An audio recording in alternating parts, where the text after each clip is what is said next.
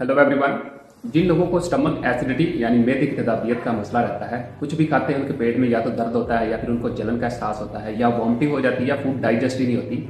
और कुछ केसेस में गैस्ट्रिक रिफ्लेक्स का इशू होता है, यानी जो एसिड के जो वेपर हैं वो हमारे मुंह की तरफ आना शुरू कर देते हैं, जिससे हमारी जो जुबान है मुंह है वो कड़वा रहता है। आज आपको दो ऐसी चीज़ें बताऊंगा जिनके इस्तेमाल से आपके मैदे की जलन, मैदे की तेजाबियत और गैस्ट्रिक रिफ्लेक्स का भी मसला हल हो जाएगा।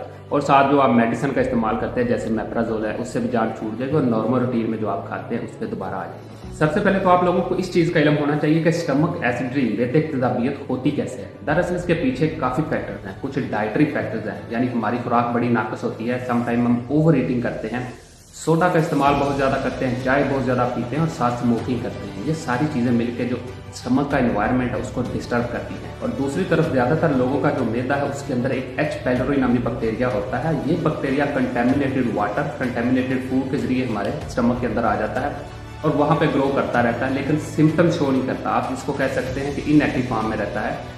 लेकिन सम टाइम जब हमारा स्टमक थोड़ा सा खराब होता है तो ये भी एक्टिव हो जाता है और सिम्टम शो करना शुरू कर देता है। जब ये बैक्टीरिया फुली एक्टिव होता है तो ये हमारे स्टमक के अंदर जो म्यूकस लेयर है उसको तोड़ना शुरू कर देता है। अब म्यूकस लेयर हमारे स्टमक की जो अंदरूनी लाइनिंग है, अंदरूनी सतह है, उसको एसिड, उसको तेजाब से बचाती है। जब म्यूकस लेयर टूट जाएगी तो हमारी जो अंदरूनी सतह है स्टमक की वो एक्सपोज हो जाती है और साथ ही ये बैक्टीरिया वो सेल जो तेजाब पैदा करते हैं उनको सिग्नल देता है कि मजीद तेजाब बनाओ, जिससे क्या होगा, मजीद तेजाब हमारे स्टमक के अंदर आएगा और आपको जलन का एहसास होगा और वहाँ पे जख्म बनना शुरू हो जाएंगे जिनको हम अल्सर कहते हैं। और आज का ऐसा ये अगर अल्सर ट्रीट ना किए जाएं तो ये कैंसर की शक्ल अख्तियार कर लेते हैं। जब इस तरह की सिचुएशन बनती है तो फिर आप कुछ भी खाते हैं वो वॉमिटिंग की सूरत में बाहर आ जाता है, आपके स्टमक में हमेशा दर्द रहता है, जलन का एहसास होता है। आप मेप्राजोल नामी कैप्सूल का इस्तेमाल शुरू कर देते हैं और ये प्रोटॉन पंप को इनहिबिट करता है, जिससे जो एसिड है तेजाब बनने का अमल रुक जाता है, जिससे आप थोड़ी सी राहत फील करते हैं। लेकिन आज आपको मैं ऐसी दो चीज़ें बताऊंगा जिनके इस्तेमाल से आप आहिस्ता आहिस्ता से रिकवर करेंगे और जो मेप्राजोल है उसको छोड़ देंगे। नंबर 1, सबसे पहले हमने अपने स्टमक की जो अंदरूनी सतह है, अंदरूनी लाइनिंग है, उसको तेजाब से बचाना है। तो इसके लिए आपने मेथी दाने का इस्तेमाल करना है। आपने 1 चम्मच मेथी दाना 1 गिलास पानी के अंदर डाल देना और 6-7 घंटे के लिए उसको छोड़ देना है। 6-7 घंटे के बाद मेथी दाने से म्यूसिलेज निकल के पानी के अंदर शामिल हो जाएगा और आपने ये पानी भी पी लेना और मेथी दाना भी खा लेना है।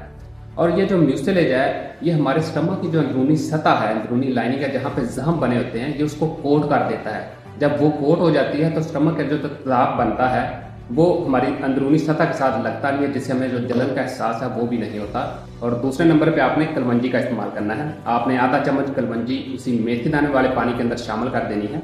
इस कलवंजी के अंदर एक थाइमोक्विनोन नामी कंपाउंड होता है। ये कंपाउंड एंटी बैक्टीरियल और एंटी इन्फ्लेमेटरी प्रॉपर्टी रखता है।